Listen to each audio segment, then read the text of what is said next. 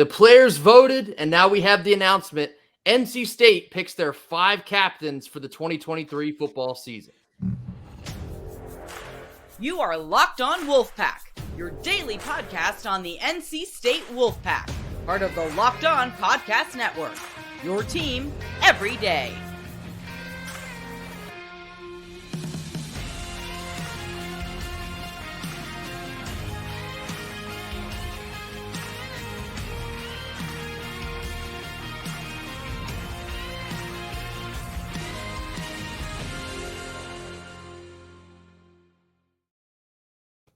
What's up, Wolfpack Nation? Welcome back to another episode of Locked On Wolfpack, free and available wherever you get your podcasts and on YouTube, part of the Locked On Podcast Network, your team every day. Today's episode is brought to you by Bird Dogs. Go to birddogs.com/lockedoncollege or enter the promo code LOCKEDONCollege for a free white tech hat with any purchase. You won't want to take your Bird Dogs off. We promise you that. Actually, I got my Bird Dogs hat right here for reference. You get a free white tech hat with any purchase. As always, I'm Grayson Boone. Joining me today is Kenton Gibbs. And Kenton, we have our announcement of the 5 captains for the 2023 football season. I don't necessarily think any of these come as a surprise. At least I'd say probably 4 of them are no surprise at all. But going from left to right here, you have center Dylan McMahon, linebacker Peyton Wilson, wide receiver Keon Lassane, quarterback QB1 Brennan Armstrong, and defensive end Davin Van. Kenton, what intrigues you the most out of these 5 here? Dylan McMahon's haircut. The flow is impeccable. No, but seriously, I really am not that surprised by any of these picks. I'm not looking at any of these picks like, wow, that's a crazy thing there. And honestly, even in terms of like omissions, I'm not like, oh my God, this guy isn't the captain. I mean, maybe you could ask the question of like, why isn't Aiden White there? But even with that, it's like every player is different. You know, some players, when they do their deal, they just, hey, I just show up, do what I do. I don't need to speak. I don't need to do all the things, which is kind of the role that Peyton Wilson occupied for multiple years, right? Like when he led the team or led the ACC in tackles, he was still not a guy that was very vocal and speaks about it now, how, you know, he this year kind of thrust him into being more vocal and thrust him into being more of a guy who gets the team going a little bit or gets the defense going at minimum with his words. And so the team captain vote isn't all that surprising. I mean, these 5 absolute studs, they all bring something different, but the same, if that makes sense. You know what I'm saying? Like it's the whole Kobe Bryant, different animal, same beast type thing here. Like all these guys have, they're guys that if you ask around the program about them, they chop wood and carry water. They show up day in, day out. They want to get it done day in, day out. These are the guys that are going to be the first ones in, the last ones out. And so seeing these 5 be the captains, not really anything that's a head scratcher or like a really, type of deal. Yeah, of course, just kind of getting into all of them here, starting with Dylan McMahon. You know, he is expected to be the anchor for this offensive line here in 2023. Of course, he is shifting over to, sorry, I clicked the wrong background. He is shifting over to play center, which we saw a little bit of the end of last year, but it's a new position for him, but he's going to be the guy that they're all looking toward to center this group. So it's going to be imperative that he demonstrates leadership game in, game out, day in, day out in practice. He needs to be the guy. And so it's good to see that he was elected here. Of course, Peyton Wilson, yeah, I mean, this was probably the most obvious choice of any here. He's the alpha wolf in the defense. This essentially, it is his defense. I feel comfortable in saying that. This is his defense to lead. And so that, of course, makes all the sense in the world. Keon Lassane is the one where, you know, I do understand it. I think they made a good choice here. But I just feel like more often than not, you don't really see a wide receiver chosen as a captain. But I have to say on that, Keon is the right choice here to be a captain, especially for this wide receiving room. You know, we've heard this from Coach Dorn. We've heard this from Coach and I, that Keon was the guy that stepped up over the summer, getting all of the wide receiver guys together and saying, listen, I'm leading this. Y'all follow me. we're going to work out together. We're going to build this chemistry and we're going to hit the ground running when fall camp runs. He was the guy to do that. So, yeah, of course, this is the right guy to be leading and to be named a captain. So I'm very happy for Keon to get that role there.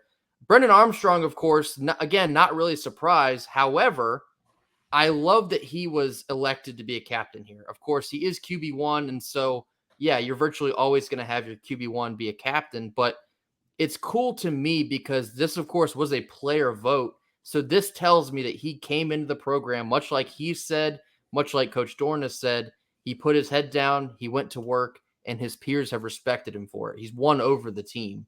And that's exactly what you want to be doing heading into first game here next week. And then, of course, Davin Van, projected to be a breakout monster on this defensive line. So he makes all the sense in the world to be a captain on that front. But yeah, I think I'm very pleased with these choices. To be honest with you, I don't know if I would change any or add any. Maybe you could add an Aiden White because he's kind of the captain of the secondary, I guess you could say. But I think they hit the nail on the head here with these 5 choices. Yeah, and again, there's different types of people. And this is not a knock against this young man. Fantastic young man. I've actually, every time I've spoken to him, I've enjoyed and all that. If you've ever spoken to Aiden White for like an extended period of time, you can kind of tell that he's not the most extroverted, like outward, I can talk to anybody about anything type of guy. Yeah. Now, I'm sure with the people who know him, they'll tell you when you get him to open up to you, it'll be great and he'll talk to you a lot. But we kind of had to drag out of him, do you think you're the best corner in the ACC when we were at media days, right? And that humility is a good thing. It's a good thing. It's not something that, I'm looking at and saying is a knock, but I get it. It's not it's not a crazy thing or not a detractor against him that he's not a captain. And again, he wasn't the captain last year and you saw what he did. So, it's not just, there are 2 different ways to lead, by word and by deed. And so he's a guy, he leads by deed. He may not be the biggest talker. He may not be the guy that's yelling to get it going and all that good stuff. He leads by deed, and that's all I need to see. Yeah, I did kind of throw him a little bit of a bone at ACC kickoff, and I just straight up asked him, where do you feel like you stand amongst the ranks of the elite? And he said, hey, I feel like I'm the best, and I can't wait to show y'all. And so I love that response from Aiden. But yeah, he is a little softer spoken. He's probably reserved, keeps himself a little bit. But when he puts on the pads and he steps onto that field, you know very well who Mr. Aiden White is. And I expect a whole lot more of that from him this fall. So for sure. Again, these 5, I think they nailed it. I'm looking forward to these 5 demonstrating the leadership qualities that we need to be seeing in order to experience all the success we're hoping to have in 2023. So this was good to see and very glad to know they made the right choices here coming into the season. We're going to kick it to our sponsors for today. That is Bird Dogs. Bird Dogs make you look good. Point blank, period. Their stretch khaki shorts are designed to fit slimmer through the thigh, giving you a truly sculpted look. Of course, we're heading into the fall season. Be sure to check out their khaki pants as well. Maybe you're a golfer. They work perfectly on the golf course. They also have joggers. They sent me a pair. They're slim fitting. I'll put it to you that way, but they're going to look good on me year round, feel comfortable, breathable, everything you want in a pair of shorts or a pair of pants. So what you need to do is head over to birddogs.com/lockedoncollege or enter the promo code in all caps, LockedOnCollege, for a free white tech hat with your order. That's birddogs.com/lockedoncollege or the promo code LockedOnCollege for a free white tech hat. You won't want to take your Bird Dogs off. We promise you that. All right, we now welcome on special guest Noah Teague of The Technician at NC State. He is an assistant sports editor. Welcome, Noah, to Locked On Wolfpack. Absolutely. I appreciate y'all having me on. Yeah, we're looking forward to bringing on all these guests here, trying to burn some more time before we get to official game week. So we certainly appreciate you coming on. But just about you before we get into the football-wise stuff, what kind of got you into journalism and what's been sort of your favorite thing so far writing for The Technician? Absolutely. So I've just always loved sports, always loved watching them. And I knew pretty much as soon as I got on campus that I wanted to do something with it. And just kind of got connected early on with some folks at the technician and started writing. Got real involved with football in the fall and Okay. then baseball over in the spring, and I have not looked back since. Good deal. And you're a sophomore, so you've already have kind of 1 year under your belt. So far, what's been your favorite event to cover? Oh man, there's been a lot of good ones, but I would say the best one was covering the Columbia Regional down in South Okay. Carolina. Just seeing postseason baseball was special. Well, good deal. I'm a big baseball guy myself, so maybe if you become a recurring guest here, we could certainly have you on a lot more often during baseball season. But all right, so let's get into football. That's what we're all here to listen to. First question, and this is an honesty question. Where do you personally stand on the quarterback situation? Now, when we brought in Brennan Armstrong, were you a bit hesitant because you were an MJ Morris guy? Because a lot of NC State fans are still holding on to that opinion. So I want to hear it from you. How do you feel? What's your temperature on the quarterback situation?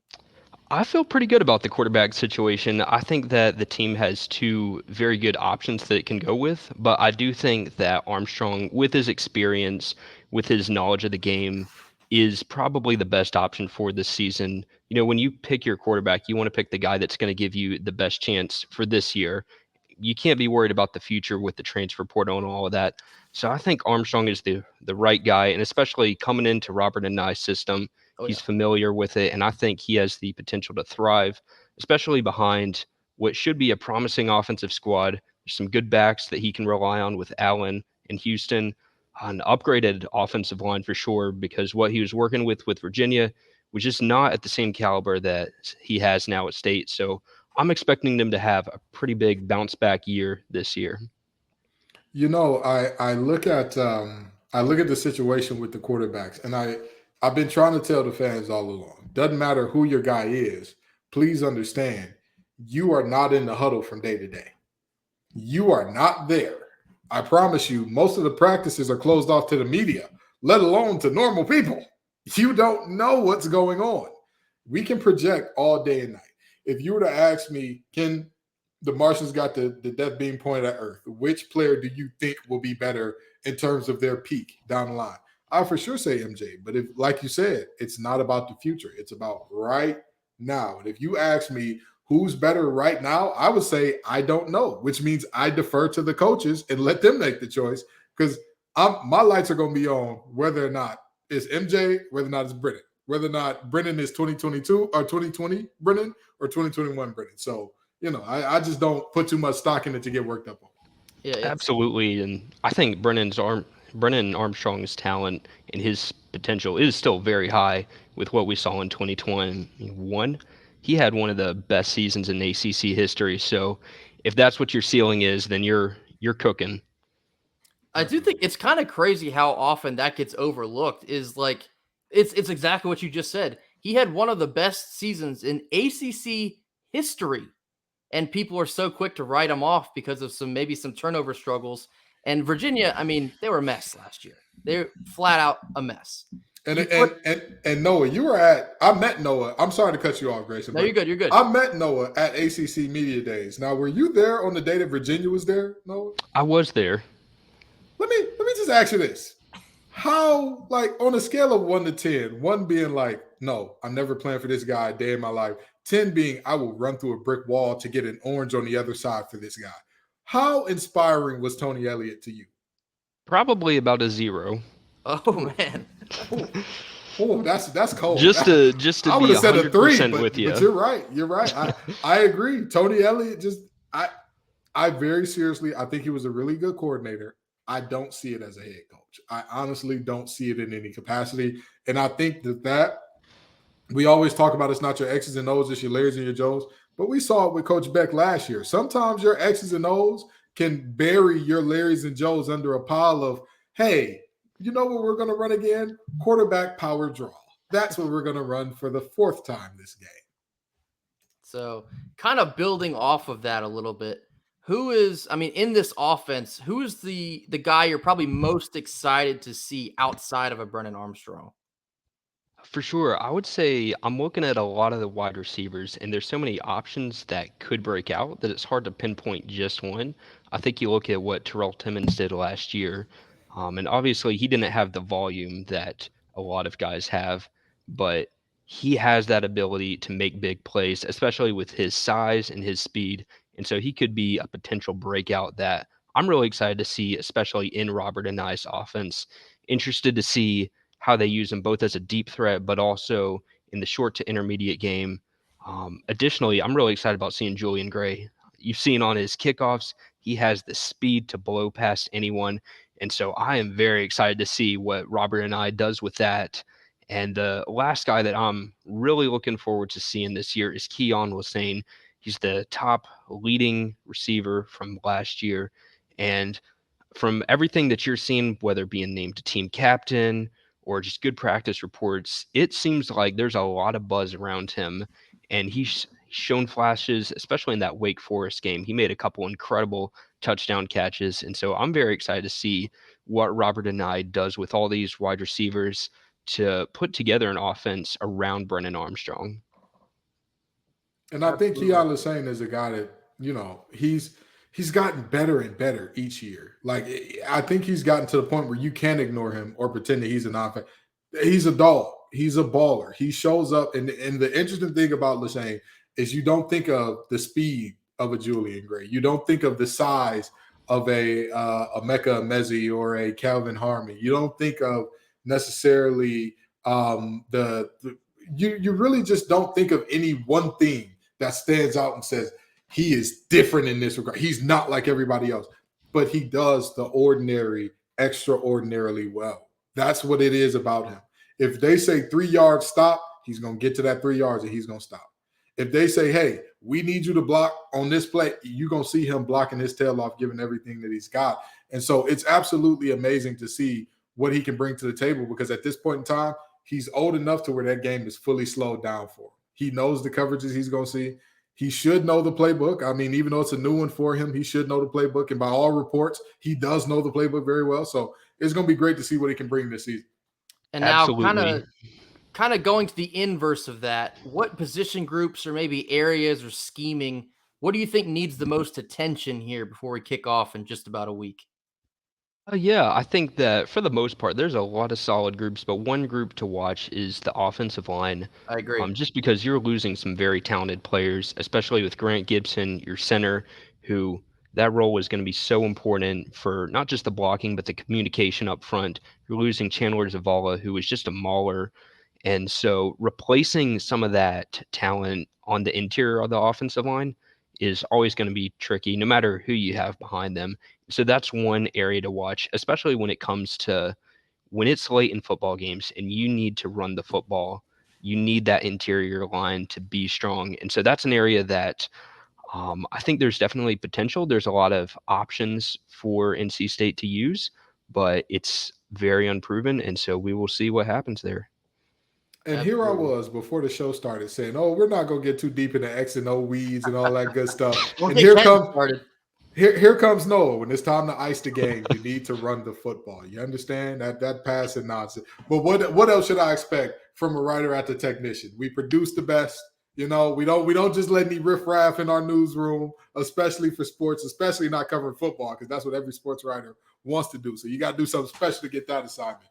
But yeah, I absolutely agree with that assessment 1,000%. And we've actually talked about the O-line depth as a concern a little bit on this show before, because I mean, with all due respect, we saw what happened last year when Greg Gibson went down.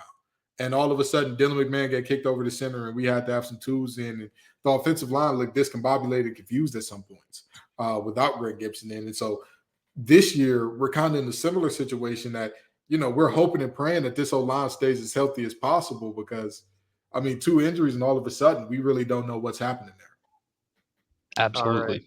And now we're just gonna jump right into it, Noah. We're gonna get to your season predictions for NC State. I'm gonna pull up the schedule here.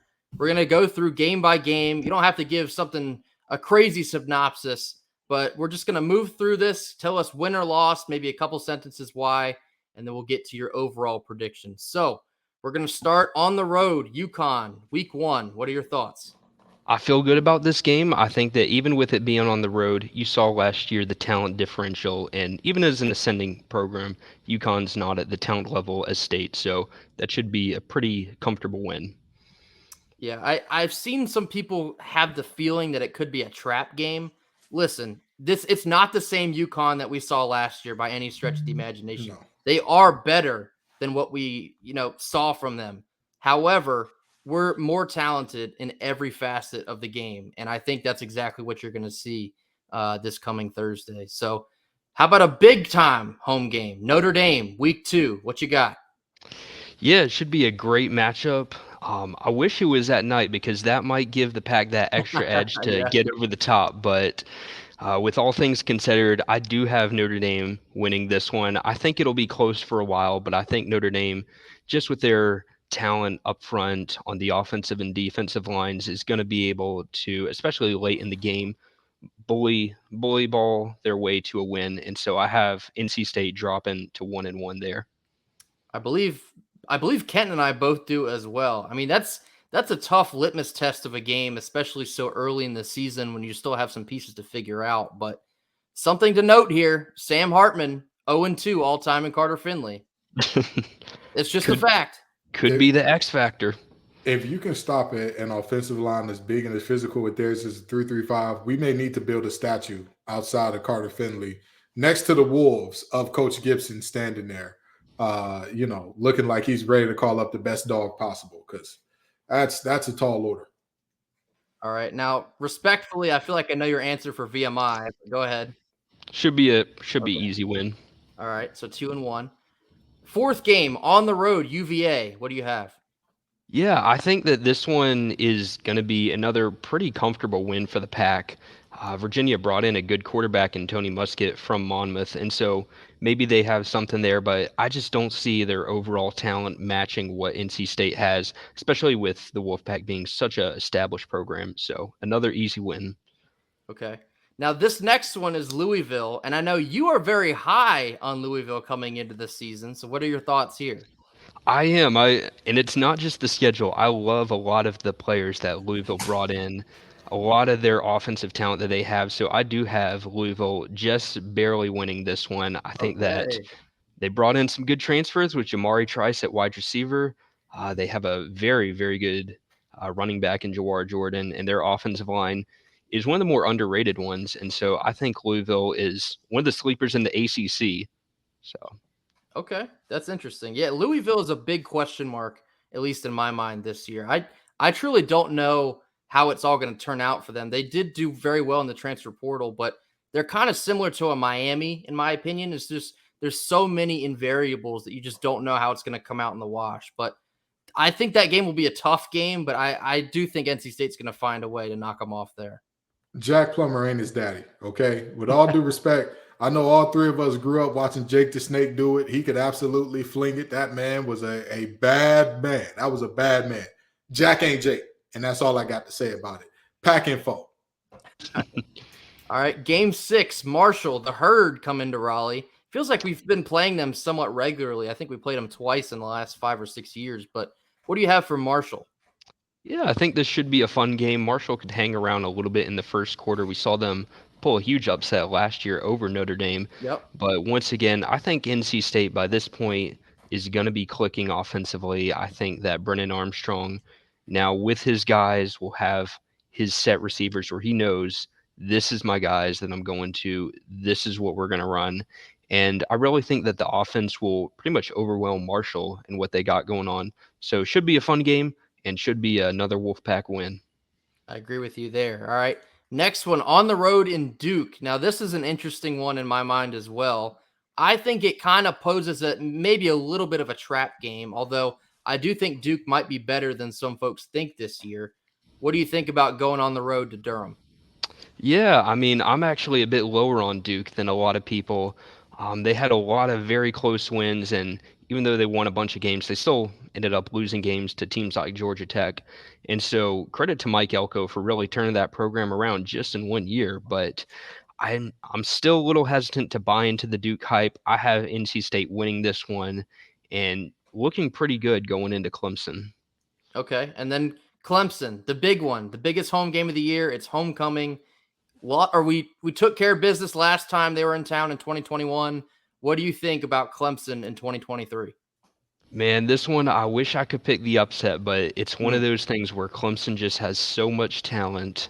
The one thing that could give the Pack an edge where they could pull the upset is if Clemson's receivers don't hit, if Cade Klubnik still has to take his lumps in year two, then you could see the Wolfpack make things interesting and possibly pull an upset. But I do believe that with the talent that the Tigers have, especially on defense, that Clemson's going to come away with this one, but should at least be a close competitive game. Okay. So I believe now I'm tracking what you say here. I think you have us at 4-3. Miami at home. What do you have there? Yeah, I think that the team bounces back nicely. There was just a lot of issues when you watch Miami from last year. Yep. Just did not look like a very well organized team. And so, while I definitely expect improvement for them, I think that NC State, with the culture they have, with the talent that they have already established, that they should be able to take care of business. And with it being at home, that's just an added bonus. So, chalk up another NC State victory. Okay. Do you think we can snap the Winston-Salem curse on the road and beat Wake Forest this year? Man, this is one of those games where it is almost 50-50 in my mind because I think Wake Forest does have a very good team, and I think Wake just barely pulls this one out, whether Hmm. it's like a last-minute field goal or a pick six right at the end or something. I think they find a way. You can't make up NC State stuff. It just happens. I So give that one to the Deeks. I mean this very genuinely. If NC State finds a way to lose this game to a Donovan Greenless Wake Forest, heads need to roll. Somebody needs to not have a job leaving there. I don't know who, but somebody needs to not have a job. I don't know if it's a player who needs to go. I don't know if it's a coach who needs to. Somebody needs to get their tail up out that seat that they're in currently. If we walk out of Wake Forest this year looking back and saying, oh man, Bill Smith and Mitch Griffiths beat us. Yeah, okay. All right. I don't Not know, gonna man. do Dave Clawson has quite a history with quarterbacks, so Mitch Griffis could be the next one. Here's the thing. Dave Clawson, I talked about the ACC Media Days. His teams win exactly 15 games every 2 years. It doesn't matter how many they won the year before. For example, they won 4 games one year, won 11 the next, went to the ACC Championship. They're on pace. They won, I want to say, what was it, 7 or 8 last year? So they're on pace for exactly 7 or 8 this year.